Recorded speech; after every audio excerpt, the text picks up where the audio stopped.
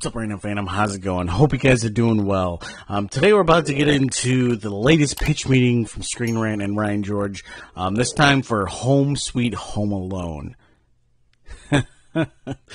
I cannot believe Disney Plus did this. I really can't. I have never seen Home Sweet Home Alone yet, and I don't even really plan to ever watch it. But I am curious to see what goes down in this pitch meeting from Ryan George. So, yeah, really a big fan of the first two Home Alones. Home Alone 3 is kind of a guilty pleasure, and then the other Home Alone films I've never seen. But, yeah, so let's get into this and see what Ryan George has to say. So, you have a movie for me? Yes, sir, I do. So I figure since Disney now owns the rights to Home Alone, we could do a Home Alone movie. Oh, yeah, maybe Home Alone movie number 6 will be a winner. It might be. So is this like a sequel, or a remake, or a reboot? Oh, it's something. I'm almost sure of it. Fantastic. Tell me about this bad boy. So we're gonna meet this couple, Pam and Jeff, right? And they're the home intruders in this movie. Oh, boy, so they're gonna get messed up by a bunch of homemade traps in the third act, huh? They sure are, sir. So Pam and Jeff are going through some rough times financially, right? Oh, yeah, Jeff can't find a job, so they have no choice but to sell their home, and they don't want to tell their kids because they'd be heartbroken. These are the wet bandits of this version? That's right. Oh.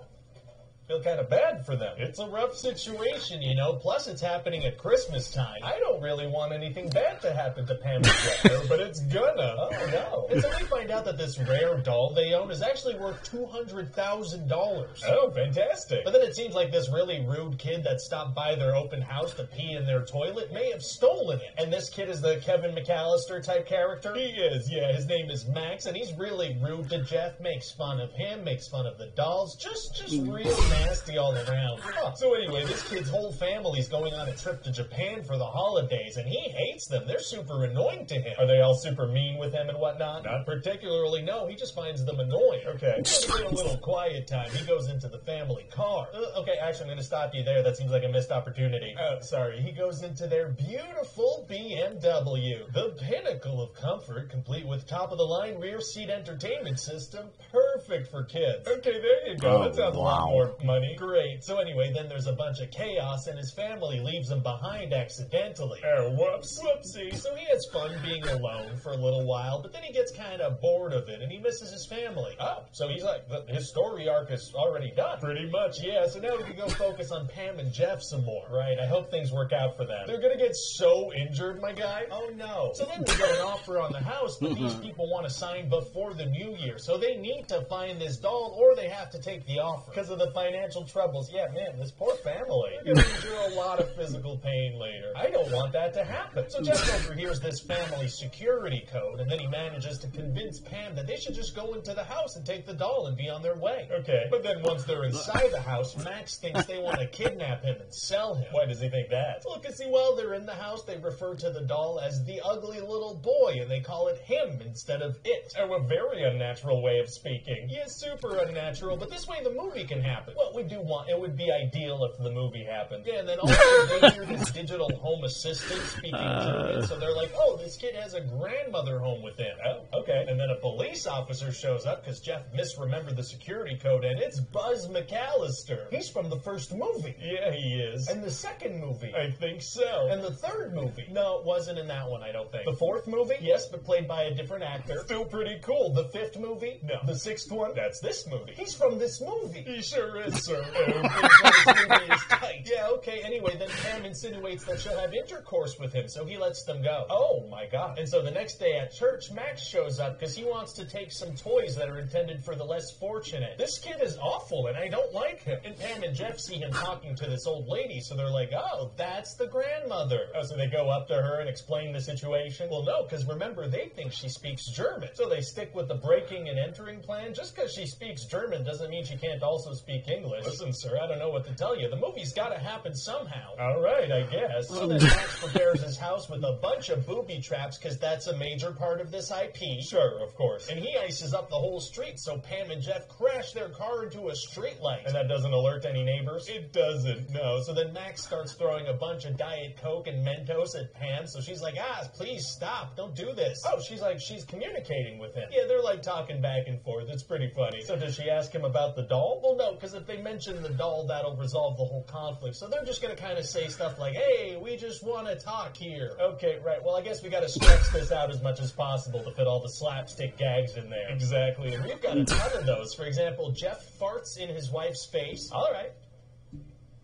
Gas from his lower intestine shoots into her nostrils. I know what a fart is. Me too. So the guy's going to shoot a pool ball right in Jeff's face and knock him unconscious. Oh my, this guy's just trying not to lose his house. Yeah, his dire financial situation has forced him into this desperate position, and he just wants his family to be okay. Exactly. And now he's going to get the crap kicked out of him for it. This isn't fun. So then while Jeff is unconscious because of the head trauma, Max puts a VR headset onto his face. So then when Jeff comes to, he sees himself and the Santa outfit he's wearing on the edge of a big cliff. That's not how VR works. It might be. It's not. So then Jeff and Pam are going to continue to get injured for an extended period of time. Is it going to be hard for them to get Max to stop assaulting them? Actually, it's going to be super easy. Barely an inconvenience. Oh, really? Yeah, see, once we kind of run through the list of booby traps, then they'll mention the doll. Right, of course, the solution that was just a couple of words away this entire time. Yeah, and it turns out Max didn't even steal the doll. He just took a soda can. It was all just a big misunderstanding. All right, and Pam is like, wow, Max, if we knew you were home by yourself, we never would have broken in. So wait, they only broke in because they thought there was also an old lady there? That seems to be the implication, yeah. Huh. So then it turns out Jeff's nephew had stolen the doll, so they're able to sell it, which solves every problem they've ever had. And what happens with, like, Max's house? I imagine it's pretty destroyed. Yeah, the doll covered all that, too. And now the two families come together and have Christmas together, and they're friends now, and they're not even hanging out with their own families anymore. Sure, that may as well happen. It's gonna, so what do you think? Well, on the one hand, I think by making the villain sympathetic, it kind of undoes the whole premise and makes it a lot less fun. Oh, but I think if we could get a Macaulay Culkin cameo, that could elevate the whole project. You think he'd do that? I don't see why not.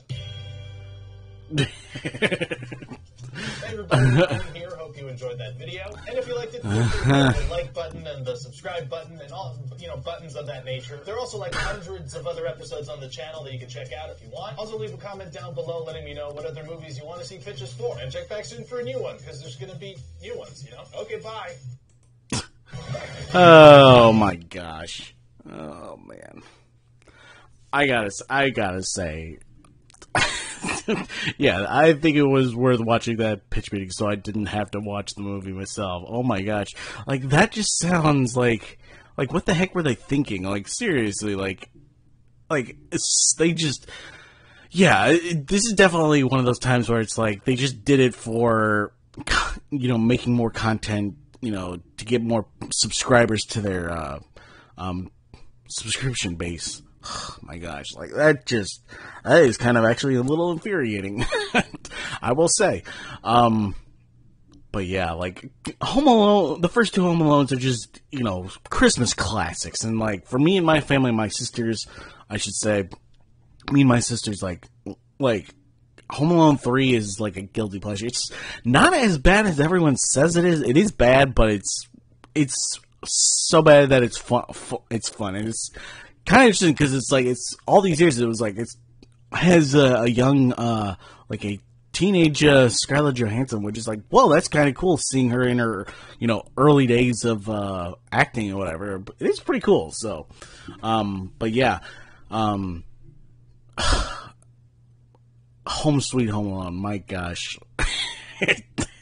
Yeah, anyways, guys, that was my reaction to the Home Sweet Home Alone pitch meeting from Screen Rant and Ryan George. Just want to say to those who are new here and you made it to the end of the video, you can go ahead and check out my channel for other reactions like this, as well as trailer reactions, top 10s, movie reviews, and a bunch of other film-related content. And if you are a returning subscriber, I really, really appreciate you. If you are new to subscribing, do not forget to click the bell to get notified of future videos.